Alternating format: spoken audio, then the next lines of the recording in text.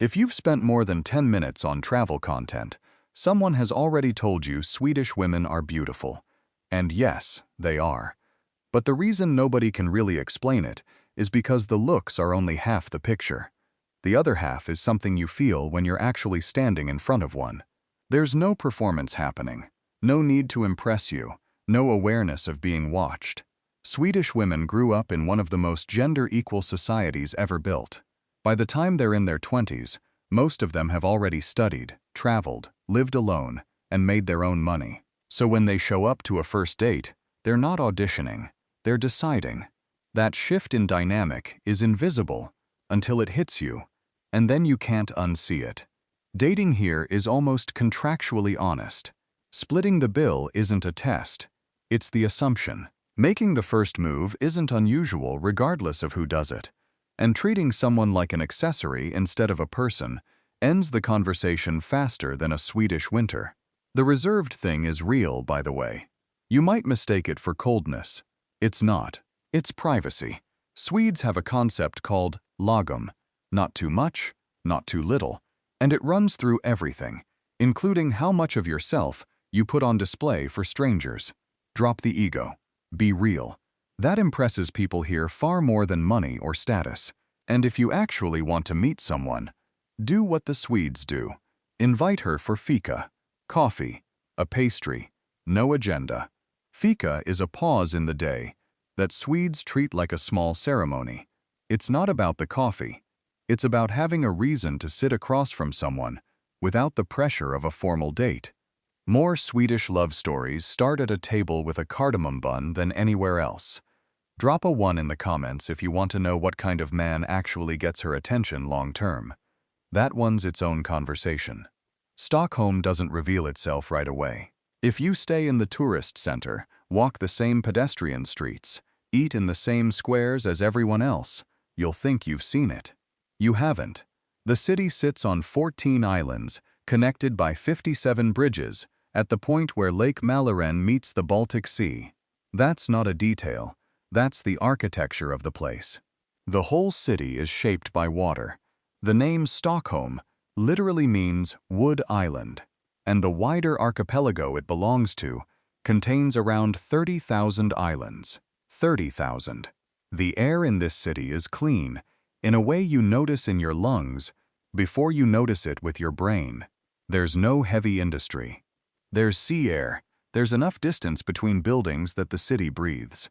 Stockholm ranks consistently among the cleanest capitals in Europe, and you feel why within the first few hours.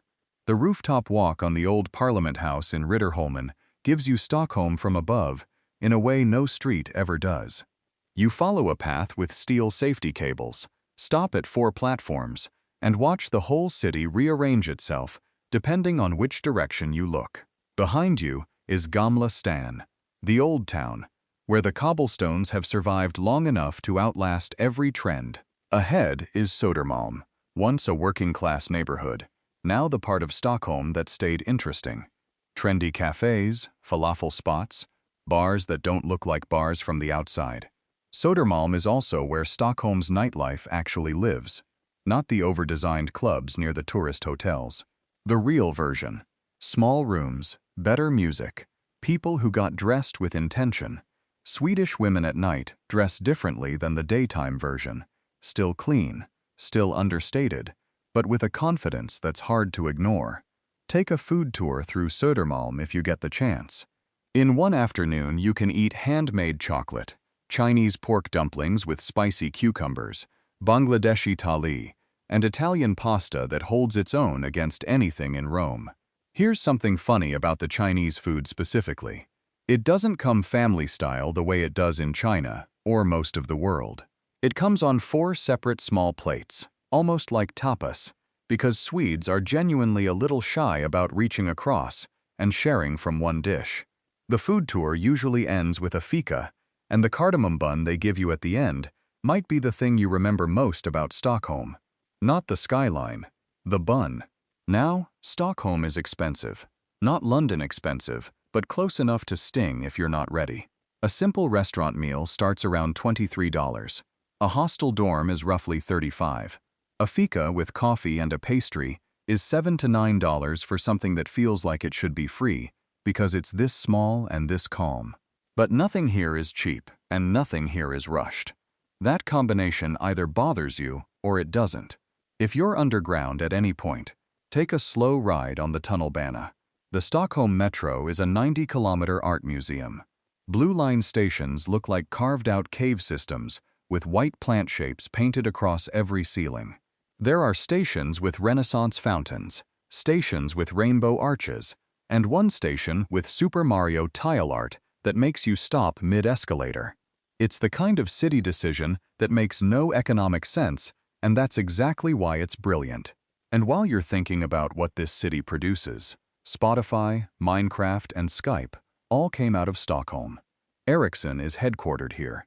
This is a city that makes things quietly, then acts like it's no big deal. Sweden invented a word for what it does with winter. Kallbad, cold bathing, not as a punishment or a dare, as a practice. People visit outdoor bathhouses by frozen lakes, step into water that is trying to kill them, and stay in long enough to feel it work. Then they go into a sauna and sit in silence while their body processes the contrast. It sounds unhinged until you understand what the contrast does. Your circulation lights up, your nervous system resets, your mood shifts in about 20 minutes in a way that exercise takes an hour to achieve. Eric Feldman became famous on TikTok, specifically for eating ice cream while swimming in a frozen lake outside Stockholm. Not because it's a stunt, because to him, it isn't one. Cold is just weather. The sauna tradition has one detail that confuses outsiders the most. Some people do it without clothes. The logic is actually clean, literally. You shower before you go in. Clothes trap sweat and bacteria. The sauna is about hygiene and heat, not performance. So you go in clean, and you stay that way. Some facilities are mixed gender, most separate. Nobody makes it weird, because the culture decided a long time ago that the body isn't the scandal. The attitude around it is. The rumor that Swedes don't wear underwear exists because of this tradition, filtered through people who didn't understand the context. The reality is simpler. Sweden doesn't have a cultural taboo around bodies either way. What you wear is your business. That body-neutral mindset is part of the same equality infrastructure that shapes everything else here. In northern Sweden in the middle of summer, you can wake up at 2 in the morning, look out the window, and see golden light like it's 6 in the evening. No sunset, no darkness, just endless amber sky that refuses to end. Above the Arctic Circle, Kiruna, Swedish Lapland, the sun doesn't set at all for weeks. People hike at midnight. They fish at 1 in the morning. They sit outside, in the kind of light that only exists in that latitude, and they stop trying to explain it. The midnight sun is scientifically simple. The Earth's tilt, the position, the math. But standing inside it is different from understanding it. The experience doesn't match the explanation. Winter runs the same logic in reverse. The sun in northern Sweden barely rises. It appears near the horizon for a few hours, gray and unconvincing, then disappears. People commute to work in darkness and come home in darkness, and the sky in between never really commits to being daytime. Circadian rhythm becomes a negotiation. Some people manage it with light therapy lamps. Some people move south. Some people adapt and then can't live without it. The specific intimacy of a winter that has weight and texture, not just temperature. On very cold days in winter, something else happens. Parhelion, sundogs. Sunlight refracts through ice crystals suspended in the air and produces 2 bright phantom suns flanking the real one. From the ground, it looks like a mistake, like the sky loaded the wrong file. 3 suns, low on the horizon, burning cold and silent. It happens in other northern countries too, but Sweden is positioned to catch it often. If you haven't seen a sundog in person, it's on the list of things that recalibrate your understanding of the atmosphere. Sweden runs on precision the way other cultures run on conversation. Ask a Swede when they're going on vacation, and they won't say autumn. They'll say week 43. Ask about their apartment, and they'll say 39. meaning square meters, without thinking twice. Their national ID numbers are exactly 10 digits, structured to encode the birth date, a sequence number, and a check digit. Young Swedes often answer, "How old are you?" with their birth year rather than the number. Not to be difficult. Because the birth year is more accurate. The precision extends into language in a way that reveals the culture's priorities. Swedish has 4 different words for grandparent. Mormor, for your mother's mother. Morfar, for your mother's father. Farmor, for your father's mother. Farfar, for your father's father. English collapses all of that into 2 words and loses information every time. Swedish decided the distinction mattered and built it into the daily vocabulary. Lagom is the concept that governs everything else. Not too much, not too little. Exactly enough. It appears in work, food, money, decoration, and how people talk about themselves. A Swede who says something is lagom is not being evasive. They are being precise. The word tack means both thank you and please, depending on how it's delivered. Short, efficient, and adaptable. Very on brand. Here's where Sweden surprises you with the contradiction.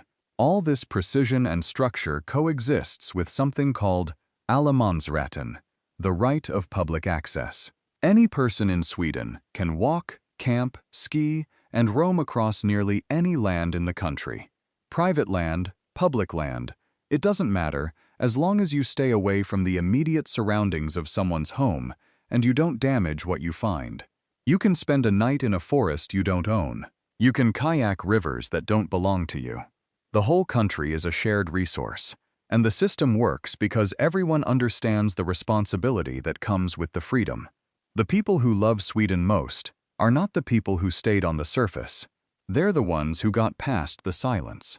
Because the first feedback you'll hear from foreigners, and some Swedes, is that the country can feel cold, not in temperature, in social texture.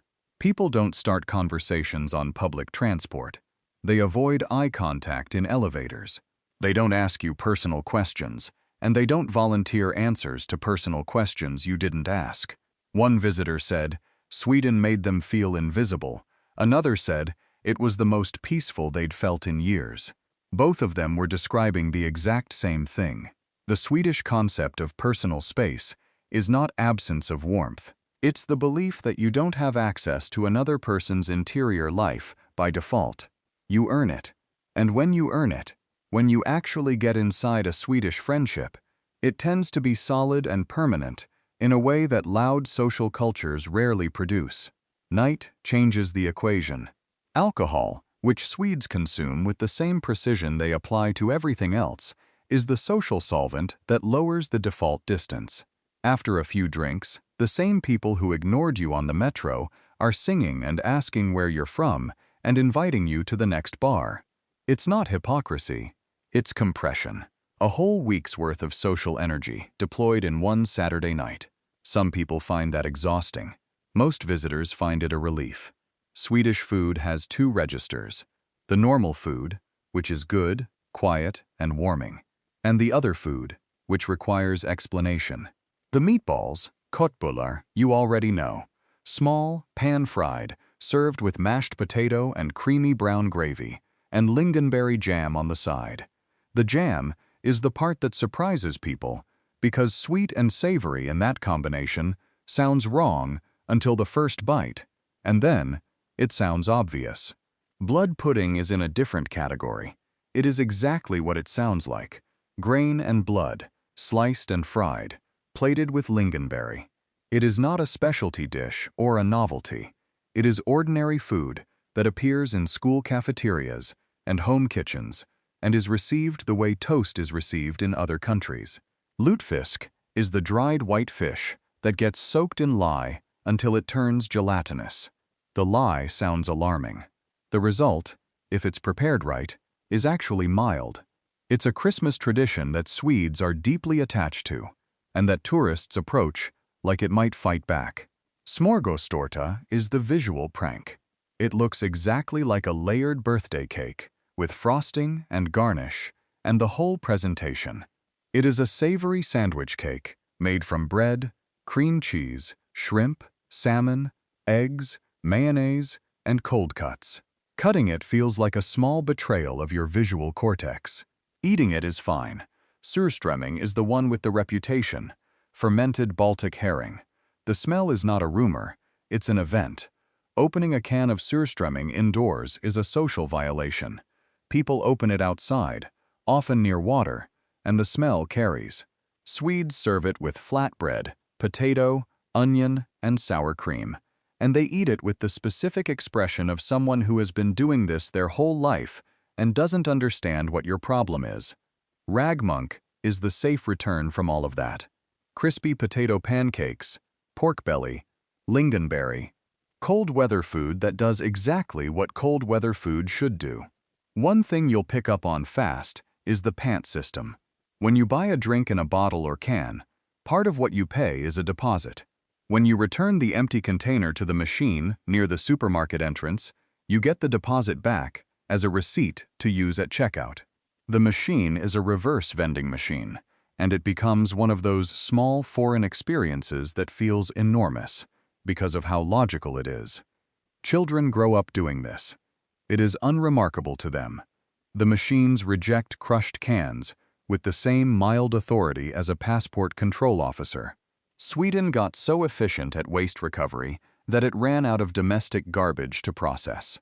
The waste-to-energy infrastructure that heats buildings and generates electricity.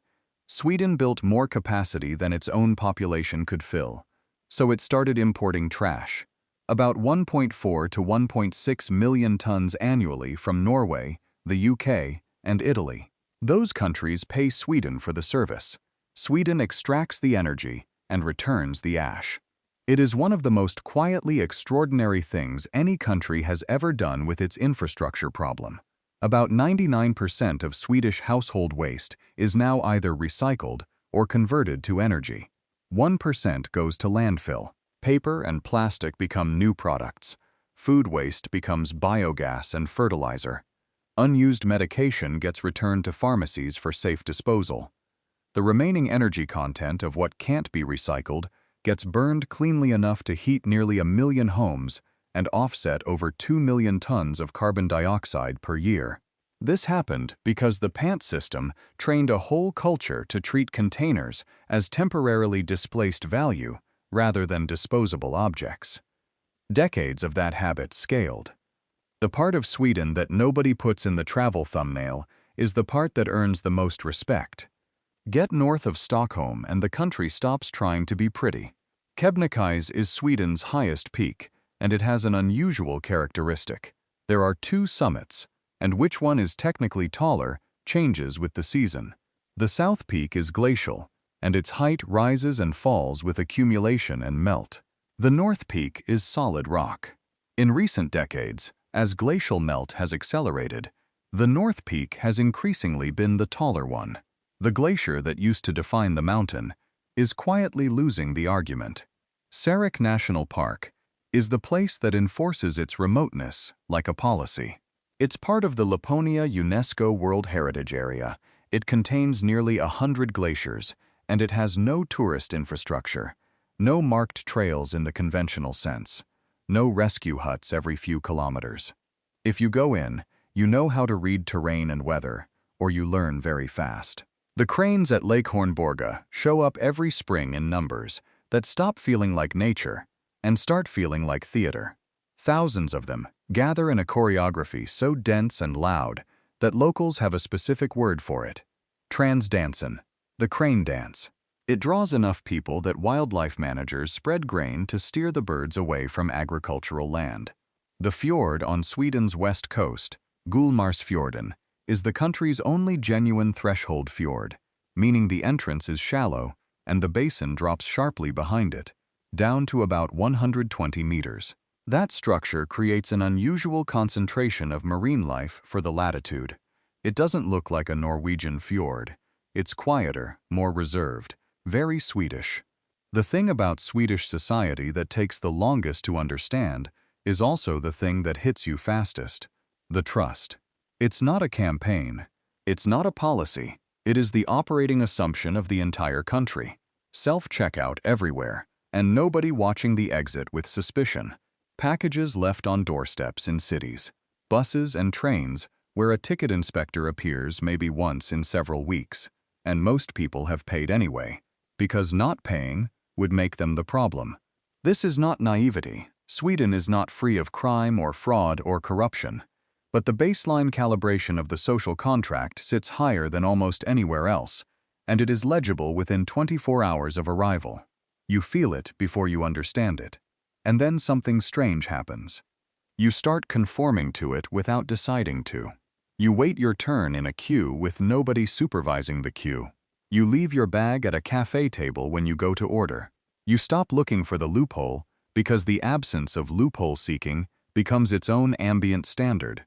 That pressure, gentle, invisible, complete, is the most sophisticated form of social engineering Sweden has deployed, and it wasn't designed. It emerged. Kids are raised inside it. Adults stopped questioning it. Visitors absorb it. The personal space culture that looks like coldness from outside is the same mechanism.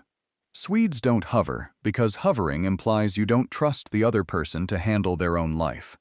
Distance is respect. Privacy is courtesy. The society that looks antisocial from the outside is in fact deeply, structurally considerate. You have to live inside it to feel the difference.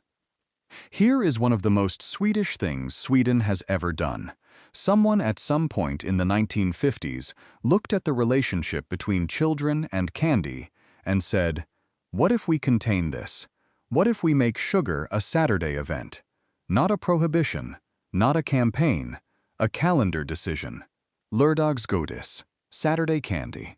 The idea is that instead of snacking on sweets throughout the week, the consumption gets concentrated into one designated day where kids can pick what they want. The full pick-and-mix experience, the chocolate, the gummies, whatever, without it being rationed. Parents stopped fighting daily candy battles. Kids stopped begging. The week has a rhythm, and Saturday has a reward, and the system self-regulates. It has the lagom fingerprint all over it.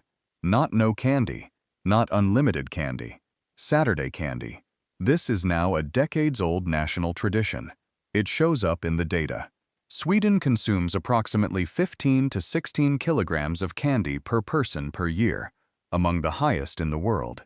They are not restricting, they are organizing. The chaos didn't go away, it got scheduled. There is a saying that Swedish children learn early, and that Swedish adults live by without thinking about it. There is no bad weather, only bad clothing. Schools send that sentence home to parents before winter. Kids go outside every day, regardless of temperature or precipitation. Recess is not canceled for rain. A cold morning is a dressing problem, not a reason to stay inside. Fresh air here is treated the way sleep is treated elsewhere, as a biological requirement, not a leisure activity. This produces adults who do not find weather inconvenient. They find it a logistics question. Swedes also tend not to bring race into casual conversation in the way some other cultures do. Not because the topic doesn't exist in Sweden, it does, but because the default assumption is that you address the person in front of you rather than the category. That's not a universal experience for everyone in the country, and the tension is real, but the conversational norm skews towards seeing people first. The sleeping arrangement that Swedes think is obvious and that visitors find revelatory is the two duvet system. One bed, two people, two separate duvets. No shared blanket, no territory negotiation at 3 in the morning. No one person winning and one person freezing. The bed is made with a duvet cover, a duvet inside, and a fitted sheet beneath. No top sheet, no decorative throw that doesn't get washed for 6 months. You wash the cover weekly, and the bed stays clean, because that's the thing touching you. In summer, you pull the duvet out of the cover and sleep under the empty cover like a light blanket. Same setup, different season, 0 decisions. It sounds like a small thing. It is a small thing, but it is also the kind of small thing that, once you try it, makes you wonder what else you've been overcomplicating. Sweden is full of those moments. The quiet country with the quiet rules that you absorb before you consciously choose them. The place where the metro is a gallery, and the garbage is someone else's heating bill, and the candy has a day of the week, and the lake is cold enough to be medical. It doesn't announce itself. It just keeps being what it is until you realize you've changed slightly, and you're not sure when it happened.